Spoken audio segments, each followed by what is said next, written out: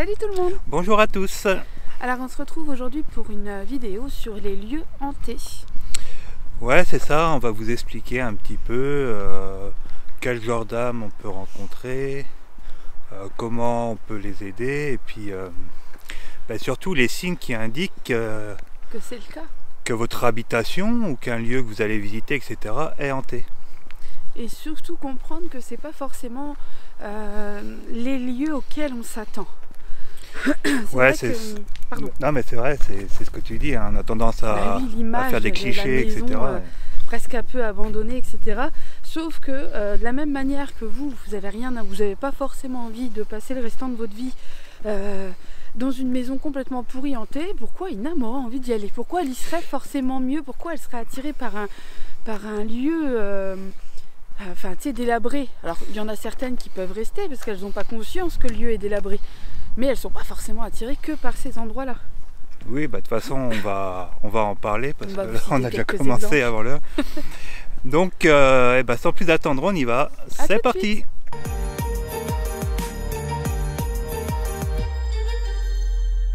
Alors, déjà, expliquons un peu ce que veut dire le mot hanté.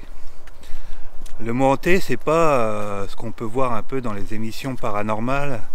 Dans les films aussi. Ouais, ou dans les films d'horreur, où on voit genre l'exorciste, la fille qui descend à l'envers, les démons qui se transforment. Paranormal Activity, etc. Ouais, c'est ça en fait. Un lieu hanté, c'est simplement une âme qui est restée dans les lieux, mais ça peut être une âme comme vous et moi qui s'y sentait bien chez elle et puis qui reste pour continuer à vivre sa petite vie. Après, on a raconté déjà pas mal d'histoires, vous savez. Oui. Et donc, un lieu hanté, ça peut être très bien, voilà, une âme qui est morte et puis qui se sent bien dans cet endroit-là, qu'elle l'a habité de son vivant ou pas d'ailleurs. Mais soit elle aime l'énergie de la maison, soit elle apprécie votre énergie à vous parce que c'est sympa de vivre auprès de vous. C'est plutôt flatteur. Oui, et puis pour. Mais c'est pas, voilà, il n'y a pas forcément l'aspect démoniaque, l'aspect dangereux pour la santé, etc. Enfin, il faut vraiment prendre, si jamais vous avez ce doute-là, il faut vraiment essayer de mener l'enquête en étant le plus neutre possible. Ne vous laissez pas envahir par vos peurs, sinon vous ne serez pas un bon enquêteur. Alors bien sûr, après, une âme qui reste dans les lieux, c'est jamais très bon non plus pour nous énergétiquement. Oui, c'est vrai. Parce que forcément, ça peut nous vider de notre énergie. Ça fatigue. Ouais. Mais surtout, nous, on ne veut pas que vous le voyez comme quelque chose d'effrayant ou de peur, en fait. Si cette vidéo, si vous cliquez dessus, c'est peut-être que ça vous est déjà arrivé de ne pas vous sentir complètement à l'aise quelque part, sans forcément comprendre pourquoi. Ça peut être chez vous, mais ça peut être aussi chez un ami ou dans un lieu, Airbnb, peu importe, une location, enfin voilà, vous avez été une fois, ça vous est déjà forcément arrivé d'être un jour mal à l'aise dans un endroit sans forcément comprendre, sans avoir de véritable explication, en tout cas rationnelle. Mais même chez vous, de toute façon, c'est obligatoire. Une âme qui passe, moi ça m'est arrivé la semaine dernière, je crois. Oui, c'est ça. Plein milieu de la nuit, insomnie. Et puis nous on laisse toujours une petite lumière dans la cuisine pour si notre fils qui est encore petit se lève, etc., qu'il puisse nous rejoindre assez facilement. Et je lève la tête et là, au milieu de mon salon, une dame qui traverse. Alors habillée un peu en tenue ancienne et elle flottait mais elle s'est pas occupée de nous. En fait, elle a fait que traverser la pièce et puis hop, elle a continué sa route et elle est passée à travers le mur. Et elle n'est même pas venue discuter avec nous quoi que ce soit, elle a fait juste passer. Et ça arrive régulièrement dans tous les lieux en fait.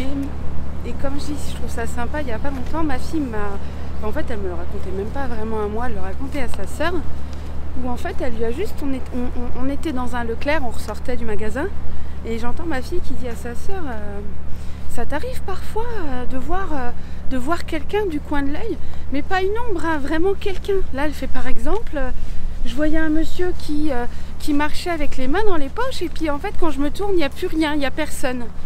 Et en fait les âmes qui se promènent, qui errent, elles sont partout. Par exemple, si ce monsieur-là avait l'habitude d'aller, je sais pas, se balader à Leclerc avec sa femme tous les samedis, il est probable qu'il continue à le faire. Qu'il aille vite fait faire un tour à Leclerc, qu'il se promène, parce que c'est pas toujours les lieux attendus qui sont forcément hantés. Ouais, et puis là on donne des exemples parce que nous on a la clairvoyance développée et qu'on peut les voir aussi à notre propres yeux. Mais il arrive très bien qu'ils ne se montrent pas et qu'on ne les voit pas, mais que l'énergie soit là quand même. Donc faites confiance à votre ressenti. Ne vous dites pas par exemple non c'est pas possible, le lieu il est neuf. Par exemple le bâtiment vient d'être construit donc en fait c'est pas possible. Bah si, parce qu'en fait même si le lieu est construit, le bâtiment vient d'être construit, le terrain lui il est pas neuf. Et puis vous pouvez parfois ramener des énergies, des âmes avec vous. Pareil, ça me fait penser, j'aime bien raconter des anecdotes parce que ça c'est plus concret et du coup voilà, on comprend mieux. Mais j'avais une dame qui habitait dans un immeuble et pareil, elle avait toujours des bruits, des portes qui se fermaient. J'avais beau nettoyer, à chaque fois ça revenait. Et puis au bout d'un moment, refaites-moi des photos mais plus élargies de tout l'immeuble, sous tous les angles, etc. Je me rappelle de la dame. Et en fait, en dessous de chez elle, il y avait une pharmacie. Et en fait, ces endroits-là, c'est un peu comme les hôpitaux, c'est un peu... Oui, il y a beaucoup de personnes qui souffrent. C'est des lieux de souffrance qui va créer des formes pensées, des égrégores. Pas forcément des énergies conscientes, mais ça rentre quand même vos lieux d'habitation où vous allez. Et donc du coup, quand on comprend un peu mieux leur origine, c'est vrai qu'on arrive un peu plus à agir et puis à moins avoir peur quand même. Et puis je sais pas si tu te rappelles de la dame qui nous avait demandé un nettoyage de lieu, et en fait la dame habitait, alors juste à côté de son immeuble à elle, il y avait un ancien sanatorium qui avait été réaménagé en appartement. Il était costaud celui-là. Et c'est pareil, sur le coup, nous on voyait que son immeuble à elle, et en fait non, il n'y avait rien de localisé chez elle. Par contre les énergies étaient là, et donc pour vous rappeler que effectivement un endroit où vous ne vous sentez pas bien, ça ne veut pas forcément dire qu'il y a une âme. Parfois c'est les énergies résiduelles qui peuvent en plus former des formes pensées. Dans des cas comme ça de sanatorium, etc., on évite même sur des égrégores, parce qu'il y a plusieurs personnes qui ont souffert. Donc c'est pas forcément une âme, même si vous pouvez parfois presque réussir à communiquer avec cette forme pensée ou avec cet égrégore, c'est possible. Donc ne vous faites pas berner, ou même le truc de dire oui je suis le diable ou je veux vous faire du mal. Parfois vous pouvez influencer la communication avec vos peurs, donc recevoir des messages comme ça. Par exemple souvent dans les chasses aux fantômes, ils vont toujours un petit peu soit vers le dramatique. Moi celle que j'ai regardée, c'est soit des enfants qui étaient morts, soit des entités hyper négatives qui leur voulaient du mal et qui voulaient qu'ils partent et qui voulaient les faire fuir, qui les possédaient pendant... En vrai, c'était toujours des trucs un peu comme ça. De toute façon, à leur miniature, ils ont toujours une tête où ils ont peur avec une ombre derrière, une entité. Et après, c'est le jeu, je pense. C'est aussi quand on regarde ce genre de format, c'est ce qu'on cherche, donc c'est normal. Et en fait, des fois, j'ai envie de leur dire, mais prenez la chose autrement que de forcément poser la question, est-ce qu'on vous dérange, ou est-ce que vous nous voulez du mal, ou quoi? Parce que je pense que dans la plupart des cas, quand il y a une communication, c'est des formes pensées. Il n'y a pas... pour moi, il y en a très peu qui ont réellement parlé ou communiqué avec une âme. Après, si, mais comme ils n'ont pas la clairaudience ou ils n'entendent pas forcément, tu vois, s'il y a une âme qui est là. Ah bah oui, forcément, oui. Ils vont pas forcément l'entendre, communiquer avec. S'ils n'ont pas développé ça. Et surtout, même s'ils l'avaient développé, s'ils restent influencés par le fait que ça va forcément être négatif, forcément être démoniaque, en fait ils vont influencer leur canalisation, et du coup c'est dommage. C'est ça en fait, c'est les pensées, les croyances auxquelles on croit, et ça influence bien souvent. On va traduire l'énergie auquel on a affaire, mais pas de la bonne façon en fait. Alors, les différents signes, quand vous êtes en train de vivre une hantise, que ce soit une âme, vous aurez des signes différents si c'est une âme ou si c'est une forme pensée. Généralement, la forme pensée, elle va vous remettre dans des conditions pour que vous ressentiez ce qui, elle, l'a créé. Par exemple, c'est une forme pensée qui a été créée à partir de la souffrance de quelqu'un, ou un égrégore qui a été créé à partir de la souffrance de plein de personnes. vous allez être un peu dans cette condition. Vous pourriez ressentir de la tristesse qui ne vous appartient pas réellement ou de la colère. Alors forcément là je vous parle d'émotions basses, mais parce que quand ce sont des égrégores positifs, généralement on ne s'en plaint pas. Mais en tout cas vous allez vivre des émotions qui vont être un petit peu, comment dire, étrangères à vous, mais pourtant vous les vivez. Donc ça peut être le signe d'une présence d'une forme pensée. Vous les vivez et puis vous pouvez même les nourrir. Oui. Donc on rentre dans un schéma un peu de cercle vicieux. Ouais. Donc c'est pareil, quand vous êtes chez vous, vous allez avoir différents signes possibles. Là on va parler que des âmes, parce que si on commence à parler des choses un peu plus sombres, voilà, ça peut être très cool. Mais par exemple pour une âme, déjà si vous avez des signes un peu interactifs, comme des objets ou des objets qui vont la sensation d'être touché, des choses comme ça, bien souvent c'est une âme qui est très proche de notre plan physique. Et donc on va dire qu'elle est dans les sous-plans de l'astral, mais c'est pareil. Le bas astral, c'est pas l'enfer non plus. Non, vous imaginez pas ça. C'est juste des sous-plans énergétiques, voilà, qui vibrent pas très haut, mais qui restent au-dessus de notre plan physique quand même. Oui. Donc ça, faut pas l'oublier. Donc même quand vous parlez souvent, moi j'entends, quand les gens parlent de bas astral, enfin voilà, limite on voit la scène, hein, comme dans nos solars, tu sais, au début. Et en fait, non, n'oubliez pas que en fait, le bas astral vibre plus haut que notre plan physique. Alors ça ne veut pas dire que les gens sur le bas astral vibrent plus haut que vous, parce que vous, votre vibration peut être plus haute, je dis pas de bêtises. Oui, mais par contre, voilà, notre vibration du plan physique, elle est plus basse que le bas astral. Donc c'est vrai que ça peut être particulier. Il y a une chose aussi qu'ils aiment bien utiliser et que moi qui me revient souvent quand les gens m'appellent en me disant c'est bizarre, j'ai ça et ça. Et il y a souvent le côté c'est bizarre, je sens une odeur qui n'est pas chez moi. Une odeur de cuisine, de tabac, une odeur de parfum que je connais pas ou que au contraire je reconnais. Parfois les gens vont me dire c'est le parfum de ma grand-mère ou des choses comme ça. Donc l'olfactif peut être un très bon moyen pour eux de nous montrer leur présence. C'est un peu, tu sais, je l'ai expliqué dans la vidéo d'avant sur différencier un signe de votre imagination. Ouais. Et j'ai expliqué qu'il fallait faire attention avec les odeurs parce que il y a des odeurs, tu sais, qu'on va avoir tendance à créer, notre cerveau va la créer pour se rappeler un souvenir ou quelque chose comme ça. Mais quand c'est une âme qui est présente, l'odeur elle arrive d'un coup en fait. C'est vous la sentez et puis il n'y a que vous qui la sentez. Et c'est pas votre esprit, vous voyez ce que je veux dire en fait. C'est vraiment l'odeur, elle est soudaine et c'est cette odeur là qui va vous faire penser à votre défunt. Et puis généralement, vous avez l'image du souvenir ou de la personne qui vous vient tout de suite en tête. Donc faites confiance à votre ressenti. Oui, mais dans ce sens-là, pas tout à l'inverse. Oui. En fait, c'est comme dans cet ordre-là. Sinon, c'est vous qui créez ce souvenir et cette odeur dans votre tête.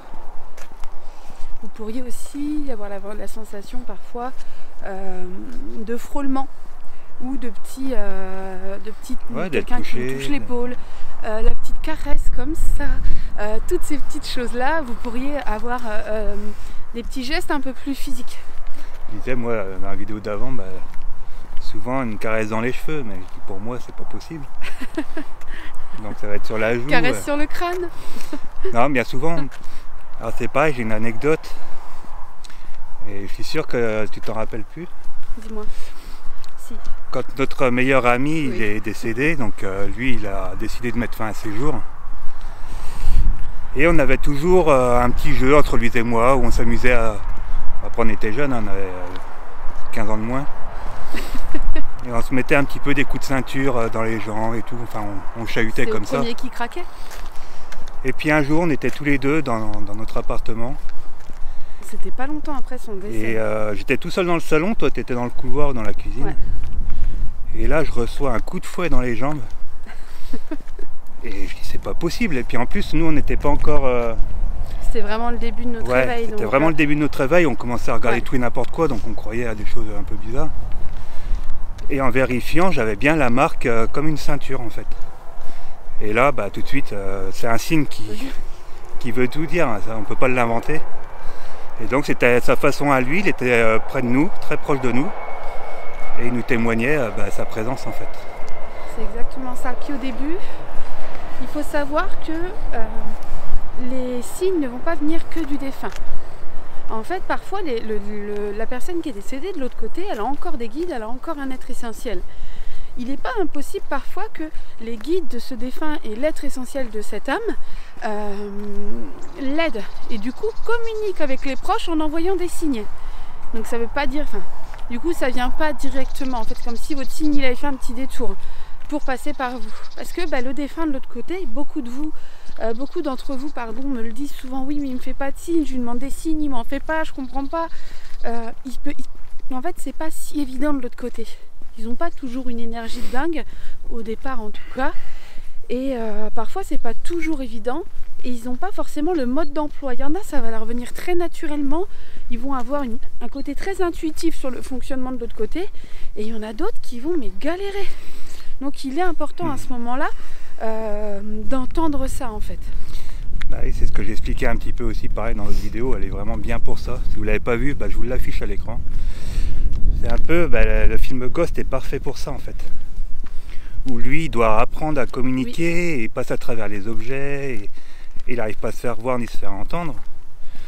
Mais quand on meurt, on doit apprendre aussi de nouvelles communications en fait, des nouvelles façons de communiquer. Oui, à communiquer autrement. Il y en a pour qui des âmes ça va être très facile parce qu'elles sont un peu plus avancées ou elles ont un parcours différent. Mais pour d'autres, ça va être moins facile et donc elles vont mettre plus de temps. Et après, ça peut être nous aussi qui ne voyons pas ou qui ne sommes pas réceptifs aux signes qu'ils nous envoient. Oui, parfois, faut pas oublier qu'en plus, nous, on va avoir quand même souvent tendance à remettre en question les choses qu'on reçoit. Donc en plus, ça rend les choses encore plus compliquées. Après, je crois qu'aussi, une bonne façon de savoir quand un lieu est hanté, ça peut arriver assez souvent et c'est quand vous savez, les conditions sont un peu réunies. On voit une ombre noire passer du coin de l'œil ou une silhouette ou quelque chose, mais assez furtif. Et ça c'est pareil, c'est pas quelque chose qu'il faut prendre négativement en fait. C'est pas parce que c'est noir que tout de suite c'est obscur, c'est mauvais, c'est négatif. Nous c'est pareil, chez nous c'est régulier. Oui, c'est régulier mais pas envahissant, je me sens jamais envahi. Jamais. Alors bien souvent ça passe devant nos fenêtres. Oui, souvent il y a un peu le respect de rester à l'extérieur. Enfin, il y a presque le côté genre il toque comme ça, genre excusez-moi. C'est toujours très respectueux en fait. Mais tout simplement parce qu'ils arrivent dans une autre maison. C'est pas mon lieu de travail, c'est une autre maison, il y a nos enfants. Puis nous on fait quand même, on nettoie régulièrement. Voilà, avec tout ce qu'on fait tous les jours au quotidien, c'était notre métier. Donc on n'a pas le choix, il faut faire des nettoyages. Donc l'énergie elle est quand même assez forte chez nous, on l'entretient. C'est pour ça que je vous conseillerais de faire de même. D'entretenir énergétiquement son lieu. En fait ça va être un lieu de vie qui est plus agréable de la même manière que vous entretenez, vous faites votre ménage, au fur et à mesure on trie les affaires, on range. En fait il faut faire la même chose avec l'énergie du lieu. Donc il y a plein d'astuces, Jordan, on a déjà fait pas mal de vidéos, d'articles, il y a aussi il y a aussi le guide, il y a le guide, il peut être sympa, il y a le guide pour nettoyer le lieu, mais il y a aussi mon guide pour s'entretenir spirituellement et énergétiquement. Et ce que je dis, parce que le guide d'apprendre à purifier un lieu, ça marche aussi pour nous en fait. Les conseils qu'on donne dedans, les techniques, etc., elles sont valables aussi pour nous, pour entretenir son hygiène spirituelle. Puis il y a celui que j'avais écrit aussi, les petites astuces, franchement, les astuces bien-être. Il y a de quoi faire, mais c'est vraiment pour dire si une énergie est trop haute et trop forte, une âme qui vibre bas, elle ne peut pas y aller en fait. Ça fait comme une bulle de protection, un bouclier, après d'utiliser la visualisation que vous voulez. Donc ça c'est pareil, c'est un bon moyen les ombres noires pour voir qu'une personne est hantée, mais après c'est pareil, il faut tomber dessus. Donc si vous êtes de passage dans un lieu, ça va plus être les ressentis, plus la clairsentience. Il y a aussi les petits bruits dans la maison. Oui, il y a les bruits. Dans le lieu, c'est vrai que je dis maison, mais c'est pas forcément, ça va pas forcément être votre maison. Mais les petits bruits de pas, la porte qui claque, on se dit merde, mais j'ai jamais ouvert la porte. Je me rappelle sur un rendez-vous, ça m'était arrivé. Et j'étais en rendez-vous avec la dame au téléphone. Et j'entends, alors ma porte d'entrée, c'est lourd, c'est une grosse porte en bois. Et je l'entends se claquer. Donc je l'entends pas s'ouvrir, mais vraiment se claquer comme si on la fermait. Et même la dame au téléphone l'a entendu. D'un coup, je me mets en mode un peu espion, parce que j'étais toute seule chez moi. En mode merde, il y a quelqu'un quoi. Et là, la dame me dit, donc je lui explique, bah attendez, j'ai entendu un bruit, je vais aller voir. Voilà, on sait jamais. Et la dame qui me dit, oh, j'ai eu peur que vous ayez un fantôme. Et là je lui dis, en fait je rigole, je lui dis bah non, moi j'avais peur qu'il y ait quelqu'un de concret, de réel, parce que si un fou rentre chez moi, physiquement je suis pas taillée pour la bagarre, donc j'ai plus à craindre que quelqu'un de vivant et mal intentionné rentre chez moi de la sorte, que bon, une âme, je communique, et voilà, on trouve toujours les moyens de communiquer. C'est pour ça qu'on est un peu réticent à faire des lieux un peu abandonnés, comme beaucoup le font, et nous on apportera un peu notre côté médium et passeur d'âme. Mais voilà, c'est ce côté-là, on ne sait pas si nous les fantômes, enfin pas les fantômes, mais les entités, les âmes, etc., on n'en a pas peur. Nous, ce qu'on a peur, c'est de tomber sur quelqu'un, des gens, des squatteurs, de physique, un humain, quoi, qui squatte, on ne sait pas. Hein. Donc c'est vrai que faut faire attention, quoi, il faut être prudent. Pareil, une des choses qui peut arriver régulièrement, quand on a une hantise, ou en tout cas quand une âme est près de nous, vu que de l'autre côté, son âme, c'est que de l'énergie, on n'est que de l'énergie, forcément, elle peut un petit peu jouer sur tout ce qui est énergie ici physique. Donc souvent, c'est de l'électricité. Alors, il ne faut pas s'emballer, c'est pas parce qu'il y a une ampoule qui clignote, enfin, oui. Faut vérifier que ce soit pas un vrai problème électrique. Pas tomber dans la psychose voilà. Non plus. Mais par contre, c'est un truc qui peut être un peu intéressant quand vous voyez qu'il y a un rythme ou qu'il y a quelque chose, si vous parlez, que ça répond, etc. Alors, ça répondra pas forcément d'ailleurs. Parce que si c'est juste un signe de passage, mais qu'il n'y a pas de connexion ou de communication établie, il ne vous répondra pas. Mais vous pourriez remarquer des petites habitudes ou tout simplement vous rendre compte que bah non, en fait, j'ai fait venir quelqu'un, mon électricité, tout va bien. Donc ça peut être parfois des petits signes. Bah après, ouais, voilà, je pense que les signes... Oui, c'est tout. Faites-vous confiance. C'est tout, on vous a dit les plus fréquents, c'est toujours ceux-là qui reviennent le plus souvent, mais c'est vrai que voilà, c'est en fonction de votre logement, ce qui s'y trouve, etc. On a des anecdotes, on pourrait vous en raconter plein, oui, il y en a plein. Vrai. Mais c'est à vous de le sentir, franchement. Et quand vous vivez en immeuble, n'oubliez pas que vous avez votre énergie dans votre lieu de vie, mais qu'il y a un petit peu l'énergie commune. Oui, malheureusement, ouais, c'est ça. Je vois, j'ai une amie, elle a une voisine qui doit peut-être être malade, sûrement une maladie sûrement une maladie psychiatrique, j'ai eu du mal à le dire. Et en fait, une fois, elle m'avait fait écouter un enregistrement de la voisine qui hurlait en pleine nuit, etc. Et c'est vrai que même s'il y a une maladie psychiatrique, etc., cette personne-là s'est sûrement créé des formes pensées très violentes, parce que c'est vrai que les maladies psychologiques, ça entraîne quand même souvent ça. Et en fait, ça reste, du coup, ça devient presque un petit peu réel. Les peurs de cette dame, ce qu'elle hurle, ce qu'elle crie, enfin moi je sais que ça m'avait beaucoup touchée parce que je pense réellement qu'il y a une espèce de forme pensée qui vient, on va dire, alimenter ces psychoses de maladie.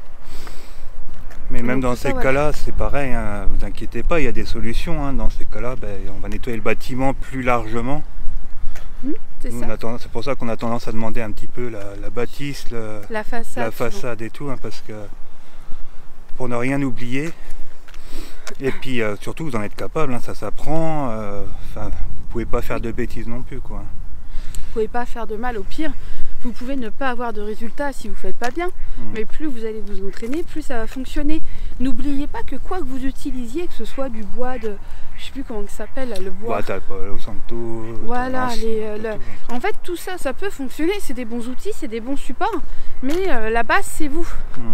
Donc vous dites pas, la sauge c'est pourri, ça fonctionne pas en fait, parce que c'est pas le problème, ne sera sûrement pas la sauge, ce sera peut-être un problème d'intention, peut-être un problème de peur, peut-être un petit problème de manque de connaissances qui fait qu'on y arrive moins bien. Donc entraînez-vous, ne lâchez rien. Si demain, en fait, n'importe quel apprentissage demande du temps et puis on s'y consacre. Après, c'est sûr que la connaissance, elle est importante aussi, parce que Malheureusement, si vous tombez sur une âme perdue, ça va être plus compliqué. Mais généralement, bon. Il faut être capable de communiquer avec elle. Et n'oubliez pas que vous n'êtes pas tout seul. Si par exemple, effectivement, vous avez une âme que vous n'arrivez pas à faire partir, vous avez un être essentiel qui est là aussi. Le gardien du plan, il ne va pas venir que si c'est un passeur d'âme. Il n'a pas ses têtes. Si vous demandez un coup de main, ils vont être là. Et même sans forcément nommer, dites juste je veux de l'aide, là j'ai besoin d'aide pour cette âme. Il y a de fortes chances que ça fonctionne. Et si ça ne fonctionne pas, c'est qu'il y a un petit truc à travailler de votre côté. En fait, ce chemin d'apprentissage, un peu de galère, malgré tout, c'est quelque chose qui va vous apprendre beaucoup. Et donc qui sera au final positif pour vous. Après, il y a des gens, c'est pareil, ça leur parle pas. Ils n'ont pas envie de le faire eux-mêmes. Et oui, tu vois, ça leur fait quand même peur. Et tu as beau dire ce que tu veux, on a beau vous rassurer.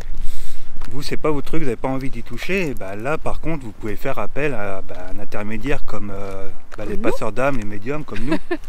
Il n'y a pas que nous, mais oui. Si qui que vous choisissiez, faites attention qu'il ne soit pas là-dedans, dans le folklorique, dans tout ce qui est démoniaque. Si la personne commence à vous créer des peurs, à vous parler négativement, etc. C'est ça, et puis faites attention aux ouais. tarifs. Parce que souvent, c'est quand même le signe. Quand ça monte trop, c'est qu'il y a arnaque. Il n'y a pas longtemps, sur un rendez-vous, il y a une dame qui m'a dit, donc elle avait fait venir quelqu'un, une dame qui était passeuse, soi-disant. Et en fait, cette dame-là lui a dit, bah écoutez, je vous fais un tarif d'amis. Je sais plus pourquoi, d'ailleurs, elle lui faisait un tarif d'amis.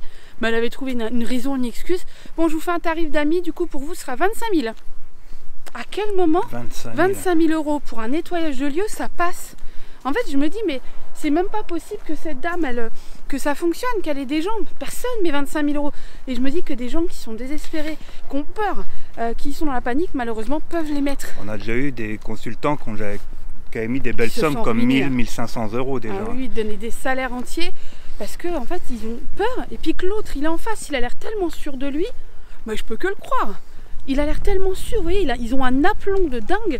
Puis au culot, ça passe en fait. Et moi, ça me choque et ça me met un peu en colère. Mais bon, je me dis, voilà, chacun, tout est parfait. Et puis, chacun son niveau. Mais ces gens-là, pour moi, cette dame-là, elle n'a pas une vraie... Ouais, l'éthique, ouais, c'est ça. Voilà, c'est un gros problème d'éthique. Donc faites attention à ça. À aucun moment, un nettoyage de lieu, même s'il y en a qui vont vous dire c'est dangereux, vous vous rendez pas compte, moi je me mets en danger, parce que c'était l'excuse de cette dame-là de demander ce prix-là. Rien ne justifie ce prix-là. Rien ne le légitime. C'est pas normal. Vous n'êtes pas à aucun moment... Alors nous, on a le prix, on est à 150 euros, on passe 2 fois, ça nous arrive même de passer une 3e fois. Par contre, on n'augmente jamais le prix. Si on annonce 150, c'est 150. On ne bouge pas le prix. Donc vous voyez, c'est des petites choses où on n'est pas les seuls à bien fonctionner, à avoir une éthique correcte. Moi, je donne mon exemple parce que je ne connais pas forcément les tarifs de tout le monde. On n'est pas les seuls. On n'a pas le temps de regarder ce que les autres font, mais donc, faites attention c'est aussi ce que les gens nous disent. Et puis, pareil, vous faire acheter des ingrédients miraculeux à je sais pas combien. Oui. Là, tu lui avais envoyé des photos de cannelle en lui disant c'est ça. Là, tu allais acheter de la cannelle. Donc soyez prudents et puis surtout, c'est ça, prenez le temps. Vous n'avez pas besoin de vous jeter dans la gueule du loup. Passeur d'âme, c'est sûr, si vous tapez passeur d'âme sur internet, sur Google, vous allez tomber sur tout et n'importe quoi. Oui, vous allez en avoir beaucoup. En plus, il y en a beaucoup, et comme ils n'ont pas beaucoup de monde, ils vont faire de la publicité, donc comme c'est sponsorisé, ils apparaissent tout en haut de Google. C'est pas parce qu'ils sont dans les premiers que c'est les meilleurs non plus, donc oui, méfiez-vous. Donc n'hésitez pas, fouillez, prenez votre temps, et puis regardez les avis. N'hésitez pas à envoyer des mails à la personne, à communiquer un petit peu avec elle. Alors ne cherchez pas non plus à faire un échange de 50 mails parce qu'on n'a pas le temps. Mais de pouvoir quand même malgré tout poser vos questions, être assuré, avoir un prix qui est fixe, qui ne bouge pas, vérifier toutes ces petites choses là en fait.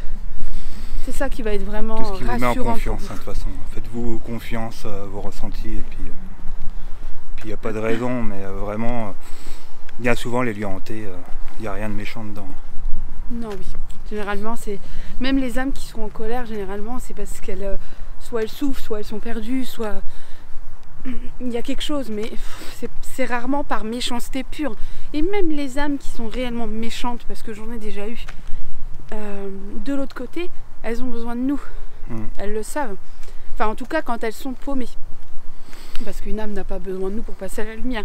Mais dans ce cas-là, quand on est dans le cas d'une âme qui a peur, d'une âme qui est paumée, à un moment donné, si elle est chez nous, si elle est là, c'est parce qu'elle a un besoin. Donc c'est vous un êtes en appel d'aide, position de force. Voilà. Donc n'oubliez pas ça non plus. On n'aide pas que les vivants, on aide aussi quand on est de l'autre côté. Hein. Peut-être qu'un jour, ça sera nous qui aurons besoin d'aide, on ne sait pas. C'est ça, c'est pas impossible. Eh ben, je crois qu'on a fait le tour. Oui, en tout On cas, a tout dit, on n'a rien c'était oublié. un sujet sympa. N'hésitez pas si vous avez des questions, si vous avez des sujets que vous souhaiteriez qu'on aborde, ça sera avec plaisir. Oui, de toute façon, on regarde tous vos commentaires, on y répond au maximum. Oui, tant qu'on peut, on le fait. Ouais, on est de plus en plus... Nombreux. Ouais. C'est vrai que des fois, on a des petits instants de panique. Donc, nous en voulez pas quand on est en retard un petit peu à la bourre pour les réponses. Parce que Jordan, la journée, il est beaucoup sur les montages, les vidéos, etc. Moi, je suis sur les rendez-vous. Donc, généralement, c'est sur notre temps du soir qu'on prend le temps de répondre à tout ça. Mais là, on a aussi 3 enfants. Et toute une vie de famille, donc du coup des fois on est un petit peu à la bourre, mais on y arrive encore. Et en attendant, n'hésite pas à s'abonner, à liker la vidéo, ça nous aide aussi énormément. C'est un petit retour facile pour vous, ça prend que 2 secondes. Ça coûte rien et vraiment nous ça nous aide beaucoup. Ouais, c'est ça. Et puis de toute façon on vous dit bientôt pour une nouvelle vidéo. Ciao. Salut.